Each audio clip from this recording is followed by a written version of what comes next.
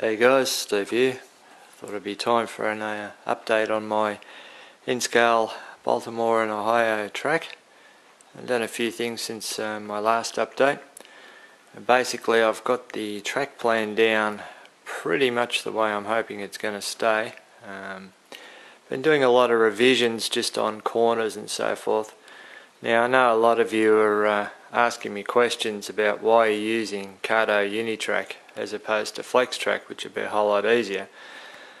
And that's probably a fair point, and it's not as if I am foreign to the idea of FlexTrack. I've actually built a few tracks out of it, but I'm just going to show you why I chose the Kato Unitrack. These turnouts here that Kato bring out, left and right, number 6, number 4s, Ys and so forth, everything's built into those.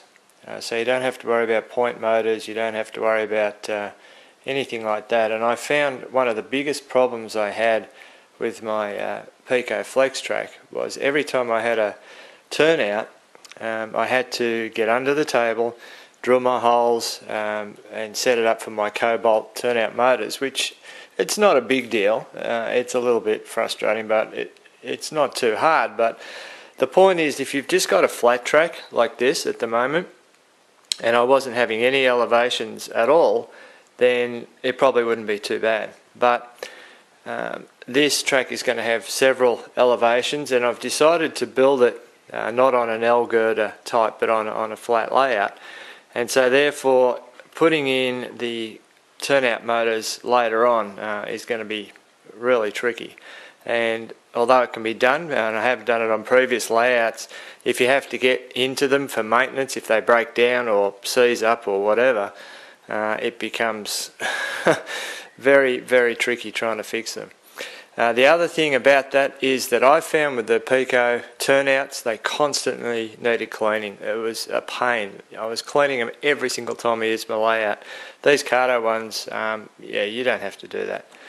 Now the other thing I'd say about Kato Unitrack is trying to get angles and curves and so forth is a very time consuming process.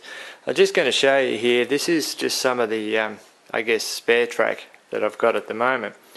I'll probably just continue to play around with this and then just sell it off what I don't need. But I find if you're going to be using Kato Unitrack, unpack it all. You can keep the old packages if you want to, so you can sell it later on in the packaging. But if you unpack it and lay it out like this, in the different radii of the curves, the different straight lengths, that sort of stuff, when it comes to putting together a track like this, it makes it a whole lot easier because it really is just a big jigsaw puzzle. For example, if I come down to this corner here, you may remember in my last update this was actually, I'd use a super elevated track around here. I've decided to change this now just back to standard track, and it takes a long time just changing pieces backwards and forwards to get that curve going there. The other thing that I've done, I've started to put some of the industry where I think it'll pretty much be going. I haven't made that kit obviously yet. Coming around here, I've set up some, yeah, I've got to get rid of this punching bag, that's for sure. I've set up the only place so far where I'm going to have FlexTrack, and if you didn't know it already, Kato makes these things which are pretty neat. That goes from Kato to FlexTrack. So you just trim up your FlexTrack and join it on there, which is pretty neat. Because these wooden bridges that I've got in here, I'm going to have to cut everything all the size here, but obviously the Kato Unitrack's not going to sit on top of here without looking like crap. Okay, back around, here's our other coal mine now. I've pretty much got this track worked out nicely. And coming around, from the last update this was all super elevated track as well, and I've changed that. I've put the points in, or the turnouts in where they should be. I've also put a little bridge in here. Steve didn't have this on his HO layout, but what he has got is a creek and a little river here. And so what I'm going to do is just change his design a little bit and have a bridge up here and have the water coming sort of down the hill and out through culverts. I think that'll blend in nicely. Going across here, and yes, everybody's, woo, what's this? These are the new, they're brand new, they've only been out a little while, Kato crossings. Although Kato have had crossings out for quite a few years, they've been DC only, which really pissed me off, you know, in a DCC world. And despite me playing around with the DC ones, I just couldn't get them working properly on DCC, so unloaded them and bought these two. They're pretty neat. They work. In fact, why don't I just give you a bit of an idea of these? Just 2 secs. So I'm back. I've just plugged these little things in here. They just come with a whole heap of wiring and a couple of power adapters.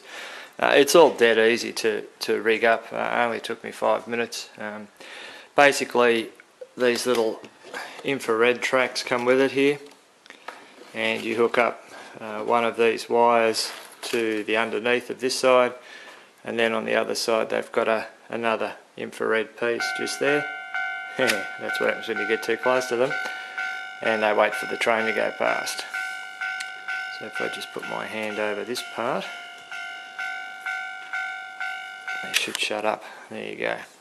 So you can see there's infrared pieces built in there as well. So they're pretty cool. So it just comes along, sets it off, down they go, train goes over and back out again.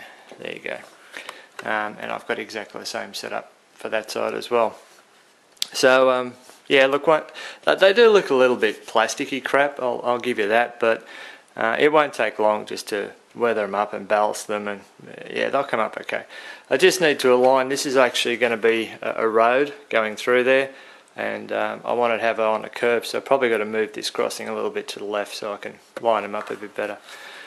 You can see I've got a few buildings just sort of set up here at Uniontown. I don't really know where they're going to go yet. I'm just putting them there for perspective, along with the platform. I've changed the turnout setups here just a little bit. The main thing I did, you might remember from my last update, is I wasn't quite sure what I was going to do with this bridge.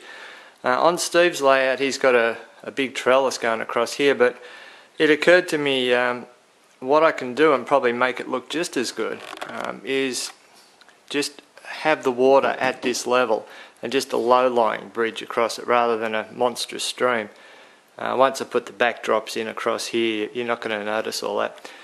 The other advantage is I can keep using the Kato Unitrack, and I don't mind this this elevated track too much. I know it looks a bit plasticky and shitty at the moment, but once I weather all this up, I think it'll come up okay.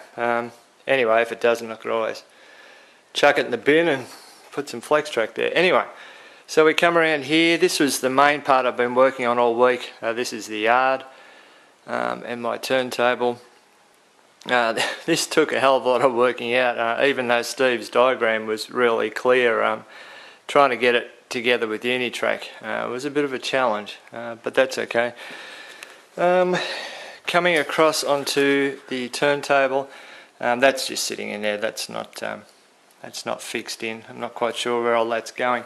Again, you can see I've got the Kato snap pieces on the end there, so I can put the flex track onto the turntable, but I'm kind of thinking maybe I won't use flex track for that.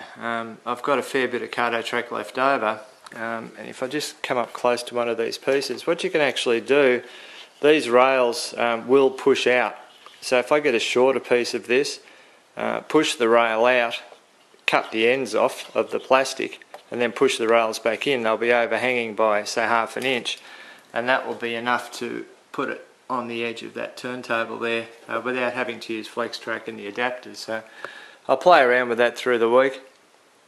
This is the rest of the yard coming down here. Quite an extensive yard actually. It'd be big in HO, but it's even bigger in N scale. It's probably more than what I ever need, but anyway.